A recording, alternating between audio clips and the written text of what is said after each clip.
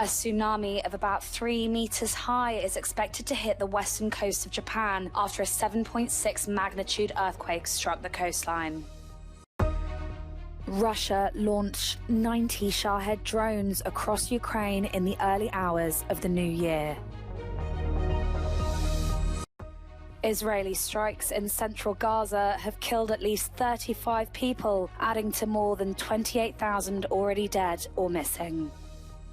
Serbia has announced that drivers with Kosovo license plates can enter Serbian territory from the 1st of January, seemingly ending a years-long dispute.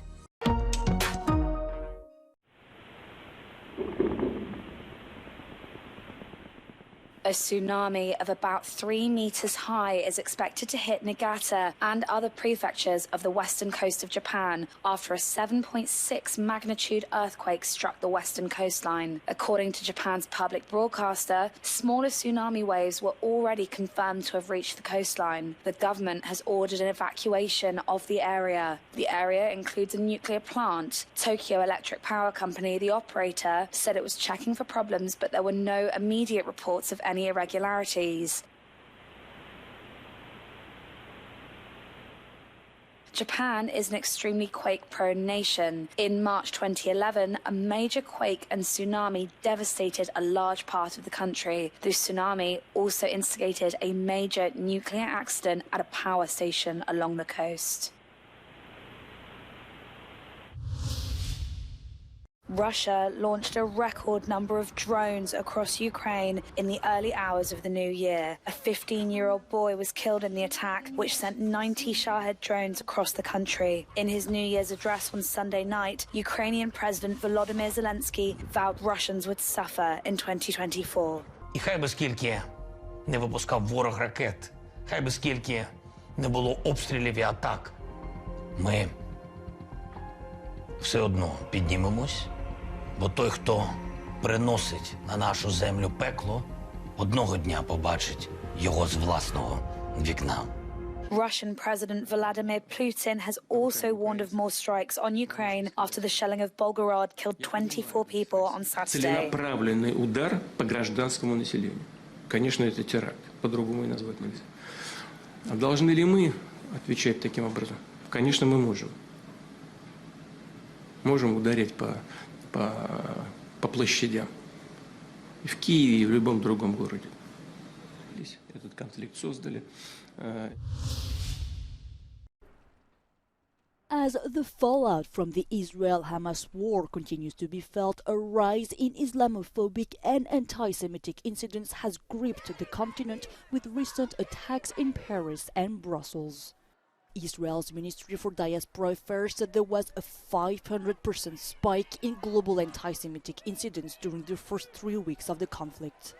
The first thing that we are doing is monitoring social networks, Meta, and not just Meta, to understand, like, to create a map of war, or where are the most dangerous places with the amount of anti-Semitism on social network. In Europe, in the wake of the Hamas attack on Israel on 7th October, some pro-Palestinian rallies have been authorized, but in Germany, authorities banned those gatherings, claiming there is an imminent danger that the assemblies will result in inciting anti-Semitic slogans. We live in Europe here, we live in Berlin, but actually we have German police patrolling us, searching our houses, interrogating us, racially profiling us. Berlin police responded by saying police measures are not based on people's appearance, but rather on their behavior. In November, the French Muslim Council reported receiving dozens of letters with threats or insults, and 14 mosques have been vandalized. Data are underestimated, underrecorded, underreported, and the phenomenon is not well understood in some member states.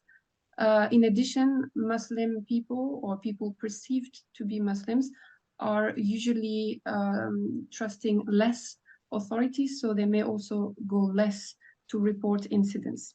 Since 7th October, Jewish students have been describing a hostile atmosphere in universities in France and other European countries. The EU believes that social networks have a part to play.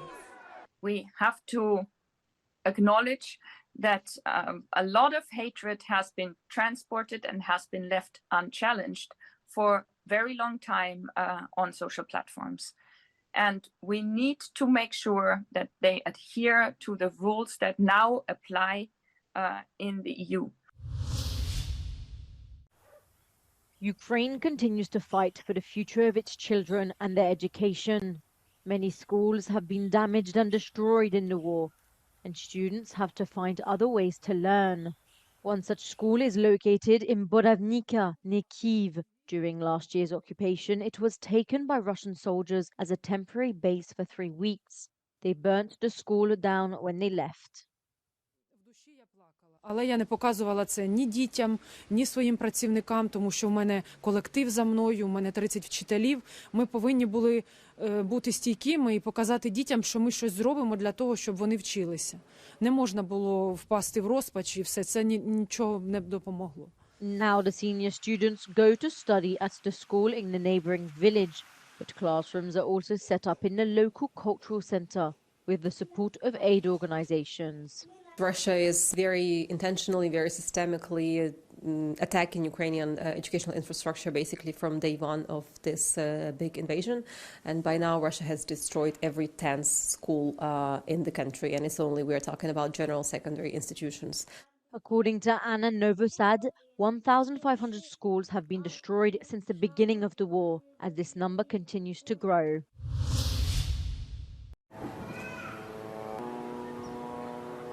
Israeli strikes in central Gaza killed at least 35 people on Sunday, adding to the more than 28,000 dead or missing as fighting raged on across the tiny enclave. Israel's prime minister has said the war will continue until all the hostages are released and Hamas is dismantled. According to aid agencies, more than 1.4 million people in Gaza are now being forced to shelter in UN facilities, but many, many more are sleeping outside. Continuous bombardment and intense ground warfare by Israel are making it challenging to carry out humanitarian aid, with the quantity of aid supplies falling far short of the current needs. The Palestinian Red Cross urged on social media to keep in mind that over 2 million individuals in Gaza are finding it a challenge to contemplate the coming year as they grapple with the daily struggle to survive. Meanwhile, skyscrapers in Tel Aviv have been lit up in yellow to show support and call for the release of hostages held captive by Hamas militants in the Gaza Strip for more than 80 days. The US military said on Sunday it shot down 2 anti-ship ballistic missiles fired towards a container ship by Yemen's Houthi rebels in the Red Sea. Hours later, 4 boats tried to attack the same ship, but US forces opened fire, killing several of the armed crew, said US military officials. The US Command Center detailed the incident in a tweet on X. A contract-embarked security team on the ship returned fire, according to the Central Command, while issuing verbal warnings to the attackers.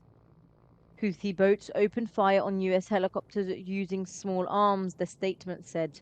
The Iran-backed Houthis have vowed to attack ships in the Red Sea that are heading to Israel in support of the Palestinians. They want Israel to end its military offensive in Gaza, which began in October. Serbia has announced that drivers with Kosovo license plates can enter Serbian territory from the 1st of January, seemingly ending a years-long dispute. Until now, Serbia and Kosovo have said cars can only cross through their borders if they place stickers over their national symbol. Albin Kurti, kosovski premijer, je rekao da se on oduvek zalagao za reciprocitet između, kako on kaže, 2 države, ali da će vlada Kosova svoju odluku doneti tek kada se uveri da Republika Srbija poštuje, kako on kaže, svoju odluku koja je danas stupila na snagu.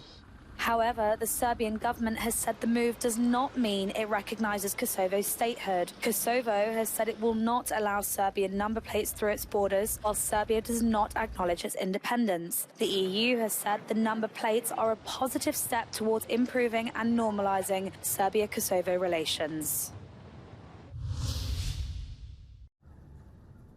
Venice announced new limits on the size of tourist groups as well as loudspeakers on Saturday. It's the Italian city's latest move to reduce the pressure of mass tourism.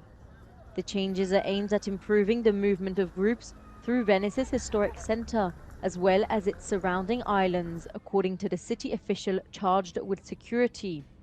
Starting in June, groups will be limited to 25 people and the use of loudspeakers will be banned, the city said in a statement.